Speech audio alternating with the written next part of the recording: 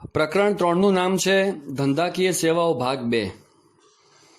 આપણે ધંધાકીય સેવાઓ એટલે કે કોમર્સમાં જે આપણે કહેવાય સહાયક સેવાઓ, વાણિજ્ય બરાબર વેપાર વત્તા વેપારને સહાયક સેવાઓ, એનો અભ્યાસ કરી રહ્યા છે। તો ધંધાકીય સેવાઓ ભાગ 1 એટલે કે ચેપ્ટર 2માં આપણે ઇન્સ્યોરન્સ એટલે કે વીમો શીખ્યા, વખાર શીખ્યા, વાહન વ્યવહાર શીખ્યા। તો એવી બીજી ઘણી સેવાઓ જે ધંધામાં ઉપયોગમાં આવે છે, જેમ કે બેંક, એ આપણે આ ધંધાકીય સેવાઓ ભાગ 2 પ્રકરણ 3માં શીખવાની છે।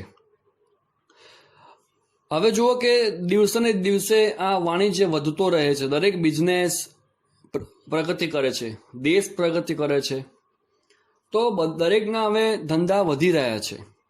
તો આર્થિક વ્યવહાર, મોટી રકમની લેવડ દેવડ વધી રહી છે।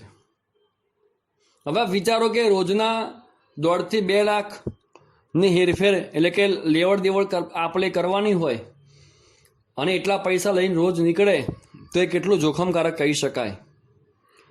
કારણ કે આપણે ઘણા કિસ્સાઓ છાપામાં કે ન્યૂઝમાં જોયા હશે કે કોઈ વ્યક્તિએ આ રીતે પ્લાન કરીને રસ્તામાં એને પકડ્યો અને એની પાસે રકમ, દાગીના, સોનું ચાંદી જે હોય બધું પડાવી પાડ્યું।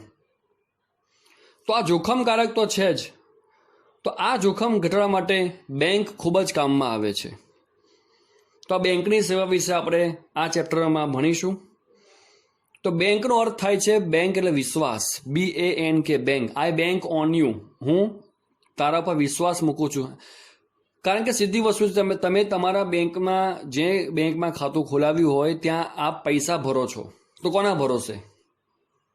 તમે બેંકના માલિકને ઓળખો છો? ના। નામ ખબર છે? ના। છતાં તમે વિશ્વાસથી ત્યાં પૈસા મૂકો છો, એને એટલે બેંકનો અર્થ થાય છે વિશ્વાસ। તો વિશ્વમાં સૌપ્રથમ બેંક ઈસવીસન 1407માં જીનીવા ખાતે શરૂ થઈ હતી। આ બધો ઇતિહાસ છે જે તમારે કદાચ ક્યાંક પૂછાઈ જાય તો, બાકી તો તમારે કામમાં આવવાનું નથી। તો બેંકનો અર્થ શું છે?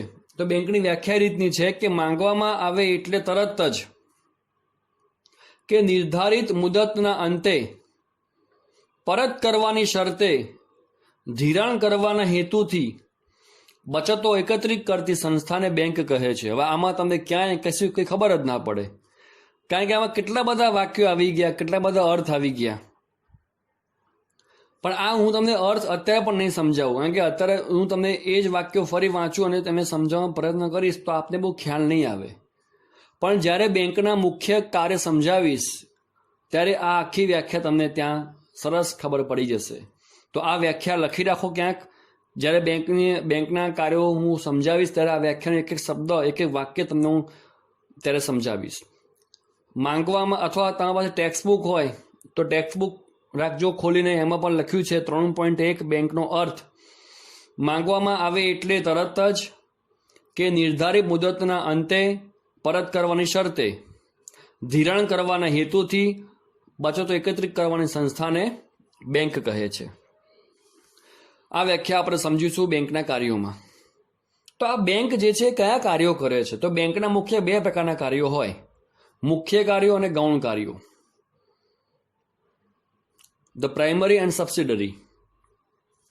તો બેંકના મુખ્ય 4 કાર્યો છે: થાપણ સ્વીકારવી, ધિરાણ કરવું, રોકાણ કરવું અને આંતર બેન્કિંગ વ્યવહારો કરવા। આ 4 એના મુખ્ય કાર્યો છે। જો આ 4 કાર્યો બેંક ન કરે તો કોઈ બેંક ચાલે જ નહીં।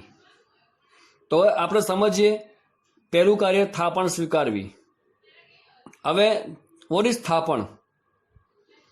તો તમે તમારી જે મૂડી, બચત, જે પૈસા બેંકમાં તમારા ખાતામાં ભરો છો એને થાપણ કહેવાય। તો તમે જે પૈસા બેંકને આપો છો એ બેંક સ્વીકારે છે કે હા, લાવો પૈસા, અમે તમારા ખાતામાં મૂકીએ છીએ, એને શું કહેવાય? થાપણ સ્વીકારવી। બેંકે આપણી થાપણ સ્વીકારી। બહુ જ સરળ છે, તો ધ્યાનથી સમજજો, ચોક્કસ આપને હાલે બધી ખબર પડી જશે।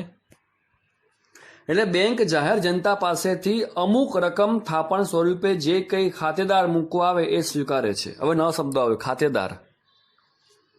ખાતું ખોલાવનારને ખાતેદાર કહે છે। માનો કે મારું ખાતું HDFC બેંકમાં હોય તો હું તે બેંકનો ખાતેદાર કહેવાઉં। તો હું જે પૈસા ત્યાં મૂકવા જાઉં તે એ પૈસા બેંક સ્વીકારશે, એટલે કે બેંકે મારી થાપણ સ્વીકારી. હવે હું પૈસા બેંકમાં મૂકું એને મને ફાયદા શું? તો એ કે મારી બચત થાય. ઘરે હોય તો વાપરવા મન થાય, વપરાઈ પણ જાય, પણ ત્યાં બેંકમાં હોય તો સલામત રહે. બીજું ફાયદો સલામત રહે. પહેલો ફાયદો બચત થાય, બીજો સલામત, અને ત્રીજો એ પૈસા ઉપર બેંક આપણને વ્યાજ આપશે. હવે તમને એમ થાય કે એક તો બેંક આપણા પૈસા સાચવે, આટલા બધા હિસાબ રાખે, કેટલા બધા ગ્રાહકો હોય, કેટલા બધા ખાતું ખોલાવ્યું હોય, કોઈ પૈસા મૂકે લે તો પ્લસ માઇનસ કરવાનું, આટલા બધા હિસાબો કરે, છતાં પણ બેંક આપણને વ્યાજ આપે. આવું કેમ? તો એ તમને આગળ ખબર પડશે કે બેંક આપણને વ્યાજ કેમ આપે છે. તો પહેલું કામ છે થાપણ સ્વીકારવી.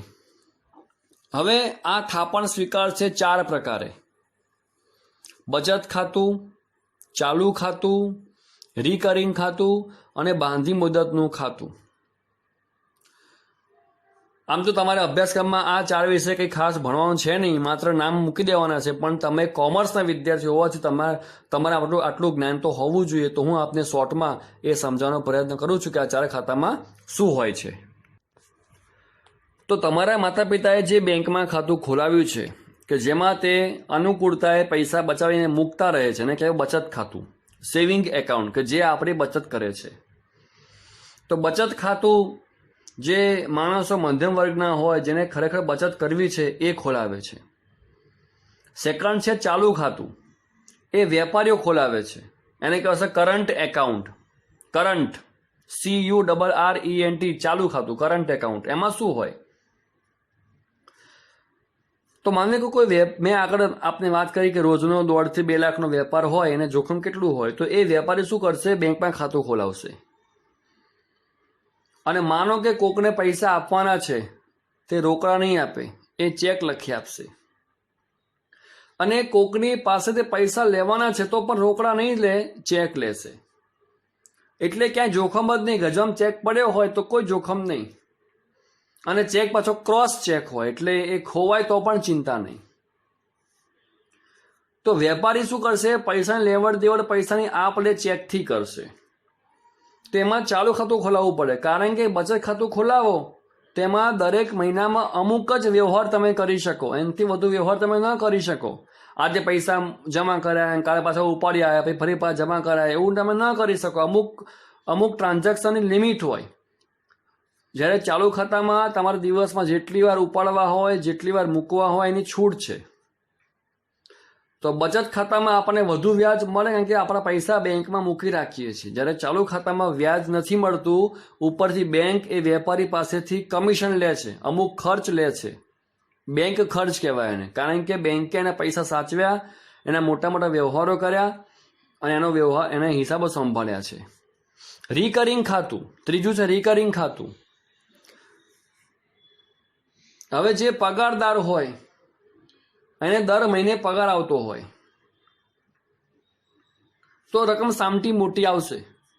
પણ જે નાનો વેપારી છે, જેને રોજનો રોકડ ધંધો હોય, તો 100, 200, 500, 1000 એમ રકમ ટુકડામાં આવશે, તો એ સામટી ભેગી નહીં થાય. તો એ શું કરશે? રોજના 100 રૂપિયા બાજુ મૂકી રાખશે. 100 કે 150, 200 જેવી એની આવક અને જેવો એનો ખર્ચ, એ મુજબ જે પૈસા બચતા હોય એ મુજબ એ 200, 500 રૂપિયા બાજુ રોજના મૂકશે. પણ ઘરે હોય તો પાછા મેં કહ્યું વપરાઈ જાય, એટલે એ શું કરશે? બેંકમાં રોજના 100 રૂપિયા મૂકવાનું એવું ખાતું ખોલાવશે. એ રોજના રૂપિયા કેટલા મૂકવાના નક્કી આપણે કરવાનું હોય છે. 100, 200, 500, 1000 જે મૂકવાના હોય એ રોજના મૂકવાના, એને રિકરિંગ ખાતું કહેવાય. અને દર મહિને પછી એમાં જે રકમ સામટી ભેગી થાય એની ઉપર પછી આપણને વ્યાજ મળે. અને વ્યાજની ગણતરી બેંકમાં દર 6 મહિને થતી હોય છે. તો રિકરિંગમાં રોજના પૈસા ફિક્સ હોય છે. અને છેલ્લું છે બાંધી મુદતનું ખાતું. તમે ખાતું ખોલતા પહેલા જ મુદત બાંધી દો છો ફિક્સ, કે ભાઈ મેં પૈસા મૂક્યા 2 વર્ષ માટે, કે 555 દિવસ માટે, કે 5 વર્ષ માટે, કે 10 વર્ષ માટે. હવે ત્યાં સુધી ના પૈસા એમાં ઉમેરાય ના તો ઉપાડાય. એ પૈસા બેંકમાં મૂકી રાખવાના, અને જે લિમિટ હોય એ લિમિટ જ્યારે પૂરી થાય ત્યારે એ પૈસા આપણને વ્યાજ સહિત પાછા મળે છે. તો 4 રીતે બેંક આપણી થાપણ સ્વીકારે છે: બચત ખાતું, ચાલુ ખાતું, રિકરિંગ ખાતું અને બાંધી મુદતનું ખાતું. તો બચત ખાતામાં બેંક વ્યાજ આપે છે, રિકરિંગમાં પણ વ્યાજ આપે છે, પણ બાંધી મુદતના ખાતામાં સૌથી વધુ વ્યાજ આપે છે, કારણ કે એમાં પૈસા આપણે બેંકને આપી રાખીએ છીએ, વચ્ચે આપણે માંગતા નથી. અને ચાલુ ખાતામાં વેપારી પાસેથી બેંક કમિશન એટલે કે બેંક ખર્ચ લે છે, વ્યાજ તો નથી આપતી. તો આપણે શીખી રહ્યા છીએ બેંકના કાર્યમાં પહેલું કાર્ય થાપણ સ્વીકારવી, કે જેમાં બેંક આ 4 ખાતાના સ્વરૂપે આપણી પાસેથી એ પૈસા સ્વીકારે છે. હજુ મારો પ્રશ્ન ઊભો છે કે બેંક આપણને વ્યાજ કેમ આપે છે? આપણા પૈસા બેંક સાચવે છે તો આપણે બેંકને કંઈક આપવું જોઈએ, તેને બદલે બેંક આપણને કેમ આપે છે? એ હવે જવાબ તમને હવે મળશે. બેંકનું પહેલું મુખ્ય કાર્ય છે થાપણ સ્વીકારવી. બીજું મુખ્ય કાર્ય છે ધિરાણ કરવું. માનો કે તમારા મારા જેવા લોકોએ પૈસા બચાઈ બચાઈને આપણા ખાતામાં ભર્યા અને બેંકને આપ્યા, તો બેંકે થાપણ સ્વીકારી. પહેલું કાર્ય પૂરું. બીજું કાર્ય એ છે કે હવે જે આપણે પૈસા બેંકને આપ્યા, હવે થોડી મૂકી રાખશે. તો જે લોકોને લોન લેવી છે, પૈસાની ખાસ જરૂર છે, એ લોકો બેંક પાસે લોન લેવા જશે અને જે લીગલી પ્રોસેસ, જે ફોર્માલિટીઝ હોય, કાગળિયા માંગતા હોય કે જે ડોક્યુમેન્ટ્સ માંગતા હોય, એ બધું પત્યા વિધિ પત્યા પછી એ વ્યક્તિ યોગ્ય હોય તો બેંક એને લોન આપશે. તો જે પૈસા આપણે બેંકને આપ્યા છે એ પૈસા બેંક લોકોને લોન તરીકે આપશે અને બેંક એમની પાસેથી વ્યાજ લેશે, એ પણ વધારે.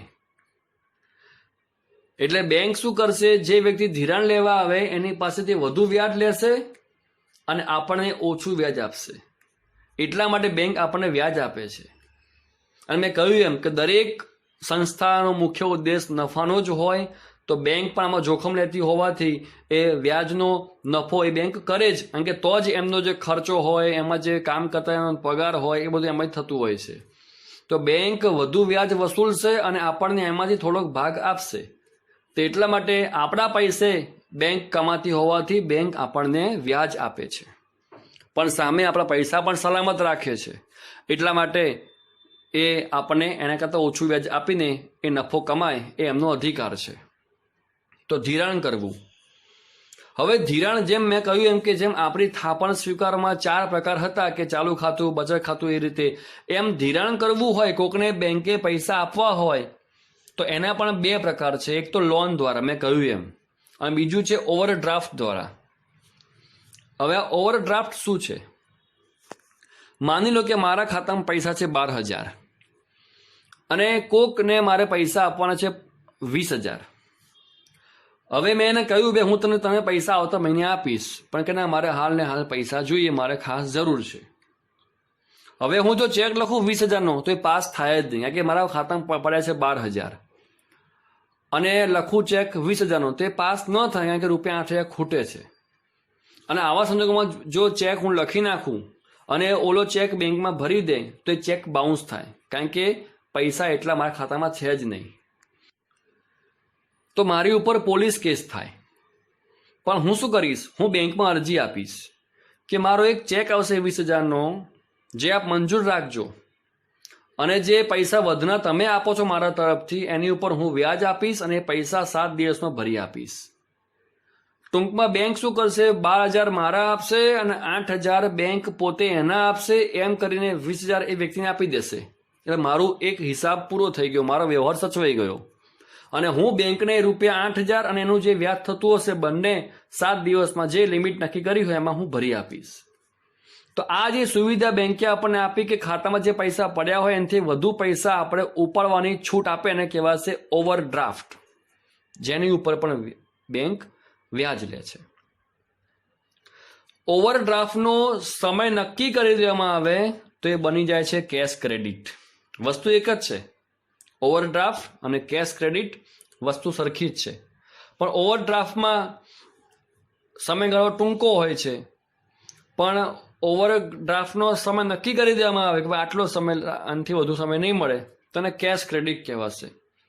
ટૂંકમાં નામ ગમે તે હોય, તમારા ખાતામાં જે પૈસા હોય એનાથી વધુ ઉપાડવાની છૂટ આપે, એને કહેવાશે ઓવરડ્રાફ્ટ. તો બેંક આ 2 સિસ્ટમ, લોન અને ઓવરડ્રાફ્ટથી એ ધિરાણ કરે છે અને બદલામાં વ્યાજ કમાય છે. તો આ 2 મુખ્ય કામ સમજી ગયા તમે. થાપણ સ્વીકારવી એટલે પહેલા પૈસા લેવા લોકો પાસેથી જે પોતાના ખાતામાં ભરે છે, પછી એ જ પૈસા લોકોને આપવા, એ લોન દ્વારા આપે કે ઓવરડ્રાફ્ટથી આપે. તમે કહ્યું એમ કે બેંકે જે પૈસા 12,000 મારા ખાતામાંથી આપશે અને 8,000 પોતાના એટલે કે જે બીજા ગ્રાહકોએ એના ખાતામાં ભર્યા હોય, જે બેંકે થાપણ સ્વીકારી હોય એમાંથી આપશે, એટલે કે બેંક એનો વ્યાજ કમાશે. તો આ બે મુખ્ય કાર્ય થયા આપણા, થાપણ સ્વીકારવી અને ધિરાણ કરવું. આ બે કામ થતા રહે તો જ બેંક ચાલશે. માત્ર થાપણ સ્વીકાર કરશે અને ધિરાણ નહીં થાય તો બેંકને વ્યાજ આપણને આપવું પડશે, પણ એ કશું કમાશે નહીં. જો બેંકની પાસે ધિરાણનું કામ બહુ હોય પણ સામે થાપણ ના આવતી હોય તો એ વ્યાજે શું આપશે લોકોને? એટલે આ બે મુખ્ય કામ ન થાય તો બેંક પડી ભાંગે. તો પહેલું કામ છે થાપણ સ્વીકારવી, કે 4 સ્વરૂપે એ થાપણ સ્વીકારે છે. અને બીજું કામ છે એ પૈસા લોકોને ધીરવા, એ 2 પ્રકારે. પણ માની લો કે રોજ કોઈ લોન લેવા ના આવતું હોય તો આપણા જેવા કેટલાય ગ્રાહકો બેંકમાં પૈસા મૂકતા હશે. હવે બેંકનું શું કામ છે કે બધા પૈસા ક્યાંક આપવા પડે તો જ એ વ્યાજ કમાશે અને આપણને વ્યાજ આપી શકશે. તો મેં કહ્યું એમ કે લોન લેવા રોજ કોઈ નહીં આવતું તો અમુક પૈસા જશે અને બાકીના પૈસા હજુ બેંક પાસે પડી રહેશે. તો એ બેંક શું કરશે? ત્રીજું કાર્ય છે રોકાણ કરવું, એને કહેવાશે ઇન્વેસ્ટમેન્ટ કરવું. તો બેંક આપણી થાપણનું કોઈક એવી જગ્યાએ રોકાણ કરશે કે જ્યાંથી તેને વધુ વ્યાજ મળે, પણ એ જોખમ એ પોતે લેશે. કારણ કે એ જો પૈસા ડૂબી ગયા, ક્યાંક રોક્યા હોય ડૂબી ગયા, નુકસાન ગયું, તો પણ બેંકે આપણને તો વ્યાજ આપવું પડશે. એટલે રોકાણ કરવું એ બેંકનું કાર્ય છે. પણ RBI, reserve bank of India, RBI, આપણી ભારતની મધ્યસ્થ બેંકનું નામ છે આરબીઆઈ, એણે અમુક નિયમ બનાવ્યા છે કે તમે તમારી પાસે જે પૈસા પડ્યા હોય એના અમુક ટકા રાખવા પડે અને બાકીના રોકાણ કરી શકો. હવે માનો બેંકે બધા પૈસા રોકાણ કરી નાખ્યા અને કોઈ ગ્રાહક પૈસા લેવા આવ્યો, એના ખાતામાં કંઈ જરૂર પડી હોય ઘરે અને લેવા આવ્યો અને બેંકમાં પૈસા ના હોય, શું કરવાનું? એટલે પૈસા બેંકમાં રાખવા પણ જરૂરી છે. તો આરબીઆઈના નિયમ પ્રમાણે અમુક ટકા થાપણ મૂકી રાખવી પડે અને બાકીની તમે ધિરાણ કે રોકાણ કરીને વ્યાજ કમાઈ શકો છો. આ નિયમ બેંક ઉપર આરબીઆઈએ બનાવ્યો છે, જેના ઉપર આપણે ધોરણ 12માં ઇકોમાં આખો સરસ ટોપિક છે કે આ ટકાવારી ગણતરી કેમ થાય છે, એ આપણે ત્યારે શીખીશું. તો ત્રીજું કામ છે રોકાણ કરવું, કે લોન દ્વારા બધા જ, ધિરાણ દ્વારા બધા જ પૈસા ન જાય તો બાકીના પૈસા આરબીઆઈ નિયમ પ્રમાણે જે થતા હોય એટલા પૈસા ક્યાંક રોકશે, મતલબ કોકને વ્યાજે આપશે, ઇન્વેસ્ટમેન્ટ કરશે અને બદલામાં વ્યાજ કમાશે. તો પહેલું કાર્ય હતું પૈસા મેળવવાનું, થાપણ સ્વીકારવી. અને બીજા 2 કાર્યો છે જેમાં એ થાપણનો ઉપયોગ કરીને વ્યાજ કમાય છે, ધિરાણ કરવું અને રોકાણ કરવું. ધિરાણ જે ગ્રાહક પોતે લોન લેવા જાય તે, અને રોકાણ બેંક પોતે ક્યાંક પૈસા વ્યાજે આપે અને ક્યાંક કોઈ સ્કીમમાં પૈસા રોકે અને રોકાણ કરવું કહેવાય. તો આ મુખ્ય 3 કાર્ય થયા: થાપણ સ્વીકારવી, ધિરાણ કરવું, રોકાણ કરવું. અને હવે તમે પેલી વ્યાખ્યા કાઢો બેંકનો અર્થ. માંગવામાં આવે એટલે તરત જ, એટલે કે ગ્રાહકે જે પૈસા બેંકમાં મૂક્યા હોય એ પૈસા ગ્રાહક જ્યારે માંગે ત્યારે બેંકવાળાએ એ પૈસા ગ્રાહકને પાછા આપવા પડશે. તો જે થાપણ સ્વીકારી છે બેંકે, એ ગ્રાહક જ્યારે માગે ત્યારે પાછી આપવાની શરતે સ્વીકારે છે. કદી એવું સાંભળ્યું કે તમે પૈસા લેવા બેંકમાં ગયા અને બેંકોએ ના પાડી હોય, ભાઈ કાલ આવજો ને? એવું નથી હોતું. એટલે આ શબ્દ એનો અર્થ એવો થાય છે કે માંગવામાં આવે એટલે તરત. તમે જ્યારે પણ ચેક લઈને અથવા એટીએમ મશીનમાં એટીએમ કાર્ડથી પૈસા માંગો, આપને ચોક્કસ મળી જાય છે. એટીએમ મશીનમાં ખામી હોય એ અલગ વસ્તુ છે, બાકી આજે નહીં કાલે આવજો, આજે પૈસા નથી, એવું કદી તમે સાંભળવા મળશે નહીં. તો તમે જે થાપણ બેંકને આપો છો એ તમે જ્યારે માંગો ત્યારે પાછી આવશે. તો આ શબ્દ હતો માંગવામાં આવે એટલે તરત જ. કે એટલે અથવા. નિર્ધારિત મુદતના અંતે, આપણે શીખ્યા ને થાપણ સ્વીકારનાર જે હતા 4 પ્રકાર, એમાં છેલ્લો પ્રકાર કયો હતો? બાંધી મુદતની થાપણ. છેલ્લો પ્રકાર એમાં શું શીખવાયું હતું મેં? કે પહેલેથી જ મુદત બાંધવામાં આવે છે કે 3 વર્ષ, 555 દિવસ, 111 દિવસ, 2 વર્ષ, 5 વર્ષ, 10 વર્ષ. તો એ શું કહેવાશે? નિર્ધારિત મુદતના અંતે. બચત ખાતું હોય જ્યારે માંગો ત્યારે પાછું, પણ બાંધી મુદત હોય તો જે નિર્ધારિત મુદત હોય ત્યારે પાછું. એટલે આ બે શબ્દો ખબર પડી ગયા. માંગવામાં આવે એટલે તરત જ બચત ખાતું, કે નિર્ધારિત મુદતના અંતે એટલે બાંધી મુદતનું ખાતું. પરત કરવાની શરતે બેંક આપણને પૈસા પાછા આપી શકે છે આ બે રીતે. ધિરાણ કરવાના હેતુથી મેં આપને હમણાં હાલત એ પણ કહ્યું કે બેંક માત્ર થાપણ સ્વીકાર કરે પણ ધિરાણ ના કરે તો એ કમાશે ક્યાંથી? આપણને વ્યાજ તો આપવું પડશે. એટલે એને ધિરાણ તો ખાસ કરવું જ પડશે. મુખ્ય ઉદ્દેશ કયો હોય? નફો. નફો ક્યારે થાય? જ્યારે એ કોકને ધિરાણ કરે તો વ્યાજ કમાશે, તો આપણને એમાંથી ઓછું વ્યાજ આપશે, પોતે વ્યાજનો નફો કમાશે. એટલે ધિરાણ કરવું એને મુખ્ય ઉદ્દેશ હોઈ શકે, કારણ કે તો જ એ વ્યાજ કમાશે. તો ધિરાણ કરવાના હેતુથી એને મુખ્ય હેતુ કયો છે? ધિરાણ કરવું. બચતો એકત્રિત કરતી સંસ્થાને બેંક કહે છે. એટલે આ શરતે અને આ હેતુથી, જો આ વ્યાખ્યામાં બે વસ્તુ આવી ગઈ, શરત પણ આવી ગઈ અને હેતુ પણ આવી ગયો. શરત શું હતું? કે આપણે જ્યારે પણ પૈસા માંગીએ ત્યારે અથવા જે મુદત હોય એના અંતે એ પૈસા આપણે પાછા આપશે, આ શરત છે. અને ધિરાણ કરવું એનો ઉદ્દેશ છે, હેતુ છે. આ બે થી કામ કરતી સંસ્થાને બેંક કહે છે. હવે આપને વ્યાખ્યા સમજમાં આવી હશે. હજુ આપણે માત્ર 3 જ કાર્યો શીખ્યા છે, છતાં તમને આ વ્યાખ્યા સમજમાં આવી ગઈ છે. ચોથું કાર્ય છે આંતર બેન્કિંગ વ્યવહાર કરવો. આને કહેવાય વાટકી વ્યવહાર. આપના ઘરે મહેમાન આવ્યા હોય અને ચા કે ખાંડ કંઈ ખૂટી જાય તો આપણે પાછલા બારણેથી બાજુના ઘરેથી વાટકીમાં એ ચા કે ખાંડ જે ખૂટતું લઈ આવીએ છીએ અને પછી જ્યારે એને જરૂર પડે ત્યારે આપણે એને મદદ કરીએ છીએ. આ વાટકી વ્યવહાર એટલે આંતર બેન્કિંગ વ્યવહાર.